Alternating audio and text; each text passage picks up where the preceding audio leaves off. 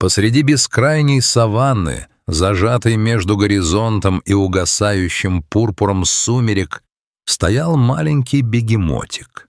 Он казался крошечным серым валуном, случайно оброненным среди золотистого моря высокой травы.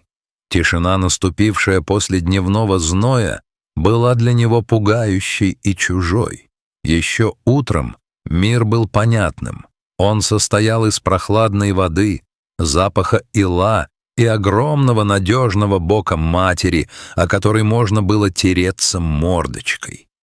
Но теперь все изменилось.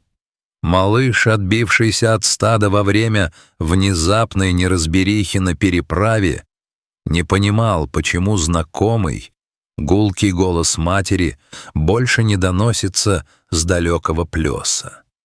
Он звал, издавая тонкие прерывистые звуки, но ответом ему был лишь шелест сухого ковыля и далекий хохот ночных птиц. Его короткие пухлые ножки дрожали от усталости. Маленький бегемот кружил на одном месте, втаптывая сухую землю в пыль. Он отчаянно пытался уловить тот самый родной аромат, смесь речной воды и тепла, но ветер приносил лишь запахи раскаленного камня и засыпающей прерии. Тепла больше не было. Было лишь растущее чувство пустоты в животе и ледяной страх, сжимающий маленькое сердце. Внезапно характер тишины изменился. Из зарослей сухостоя послышался шорох, не хаотичный шум ветра, а расчетливое мягкое шуршание лап. Воздух мгновенно стал тяжелым, пропитавшись острым, мускусным запахом хищников. Из сгущающихся теней показались гиены. Сначала одна, затем 3, и вот уже целая стая окружила беззащитное существо. Их глаза, холодные и блестящие, как мокрые камни, были прикованы к легкой добыче. Они не спешили. Гиены — мастера измора. Они знали, что бегемотик слаб, напуган и дезориентирован. Круг медленно сужался. Хищники меняли позиции с пугающей слаженностью, блокируя любой путь к отступлению. Бегемотик дышал часто и прерывисто. Его нежная кожа, еще не успевшая огрубеть, натянулась от ужаса. Голод, который только что мучил его, сменился парализующим осознанием опасности. Малыш бессильно опустился на землю, поджав под себя ножки.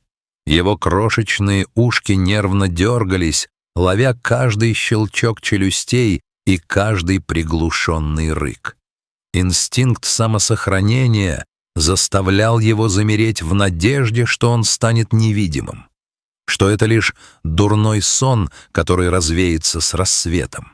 Но чудо не приходило.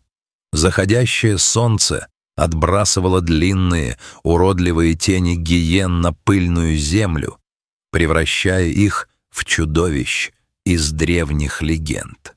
Одна из гиен, самая крупная, с облезлым ухом, сделала шаг вперед.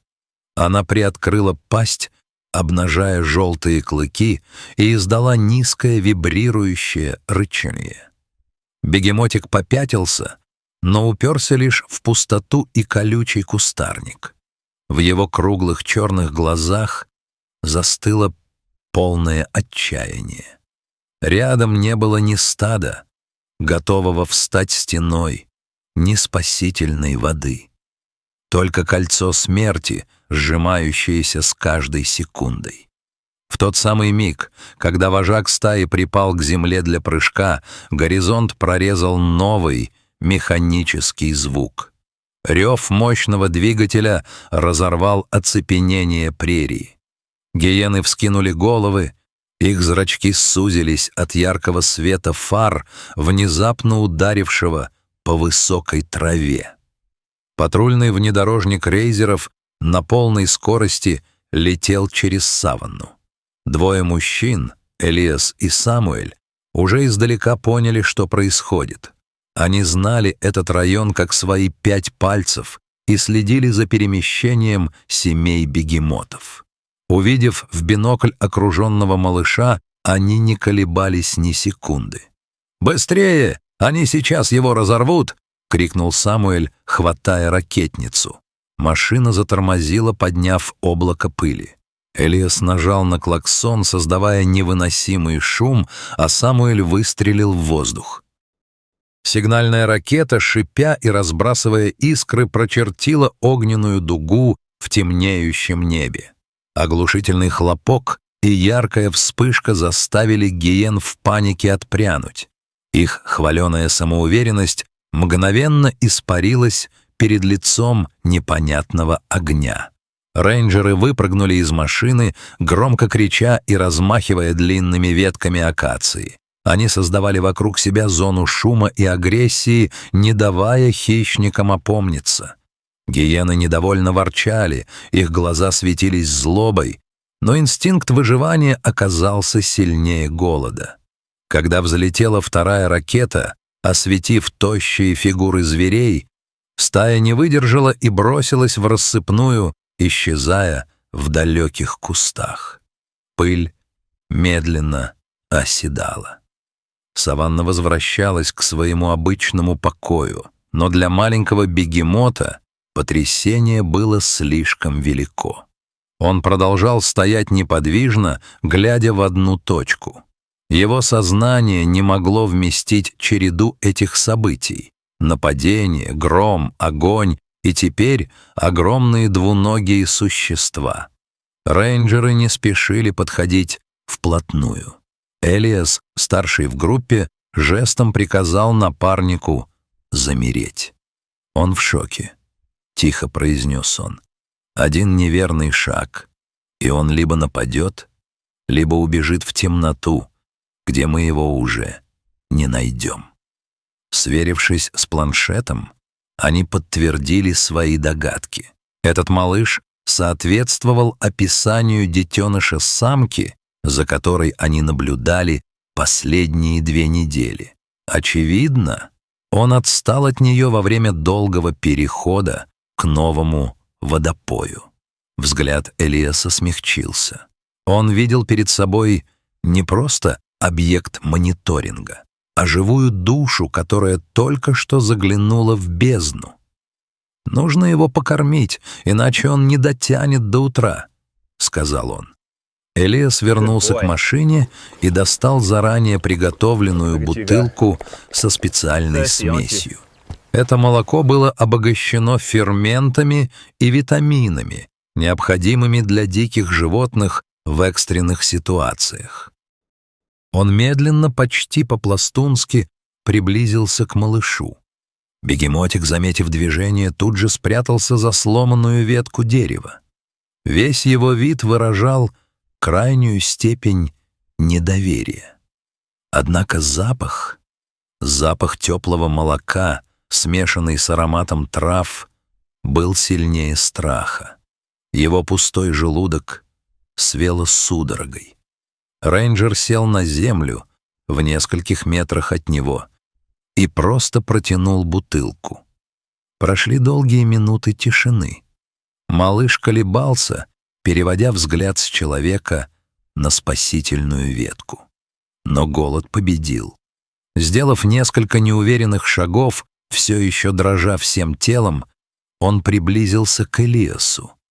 Как только губы коснулись соски, он начал пить с такой жадностью, будто не ел вечность. Самуэль наблюдал за этой сценой издалека, боясь даже вздохнуть.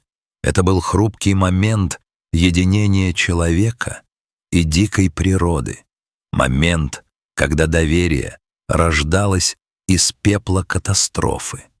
Когда бутылка опустела, дыхание бегемотика выровнялось. Напряжение покинуло его мышцы, и он тихонько ткнулся мордой в ладонь рейнджера. Рейнджеры осторожно погрузили малыша в специально оборудованный отсек внедорожника. Всю дорогу до станции они переговаривались шепотом, чтобы не волновать своего пассажира. На станции ветеринары провели осмотр. «Он настоящий боец», — заключил врач. «Обезвожен, пара царапин от колючек, но в остальном здоров. Главное теперь — найти его мать». Ту ночь Элиас и Самуэль провели за изучением GPS-данных. Они отслеживали перемещение стада, к которому принадлежала мать малыша. Оказалось, что самка не ушла далеко. Она кружила в районе старого пастбища, словно отказываясь верить в потерю своего чада. На рассвете, когда первые лучи солнца коснулись росы на траве, внедорожник снова отправился в путь. Саванна встречала их утренней свежестью и пением цикад. Малыш в клетке вел себя, на удивление, спокойно, словно чувствовал, что его везут туда, где все правильно. Они увидели ее через час, у края глубокого пруда. Огромная самка бегемота стояла в одиночестве, не проявляя интереса к сочной траве. Ее поза была воплощением скорби. Опущенная голова, редкие тяжелые вздохи. Она все еще искала его. Рейнджеры остановились на безопасном расстоянии. Они понимали, если мать увидит людей рядом с детенышем, ее гнев может быть разрушительным. Они медленно опустили клетку на землю с помощью лебедки и открыли засов с помощью длинного троса из кабины. Малыш вышел на траву. Сначала он выглядел растерянным, местность была знакомой, но за последние сутки мир стал слишком сложным. Он понюхал воздух. Ветер донес до него тот самый запах. Запах ила, речной воды и родного тепла. «Ма!» — издал он слабый, призывный звук. Самка вздрогнула. Она медленно повернула голову, не веря своим ушам. Увидев маленькую серую фигуру, бегущую к ней на коротких ножках, она издала оглушительный, эмоциональный крик, похожий на трубный глаз. Это был зов радости, который, казалось, услышала вся саванна. Она бросилась навстречу, не обращая внимания на тяжесть своего тела. Они встретились на середине поля. Мать начала нежно подталкивать его мордой, обнюхивать каждый сантиметр его кожи, словно проверяя, настоящий ли он. Они прижались друг к другу, и в этот момент время как будто остановилось. Тишина вокруг стала торжественной. Элиас и Самуэль смотрели на это в бинокли, и на их обветренных лицах светились искренние улыбки. Они знали, что их работа здесь закончена. Жизнь, которая висела на волоске, вернулась в свое русло. Без лишних слов они завели двигатель и начали медленно отъезжать. Солнце поднималось все выше, заливая саванну золотым светом. В зеркале заднего вида они видели две фигуры, большую и маленькую, которые вместе направлялись к прохладной воде пруда. Природа, жестокая и прекрасная, восстановила свою справедливость, и в этом огромном мире одной счастливой семьей стало больше.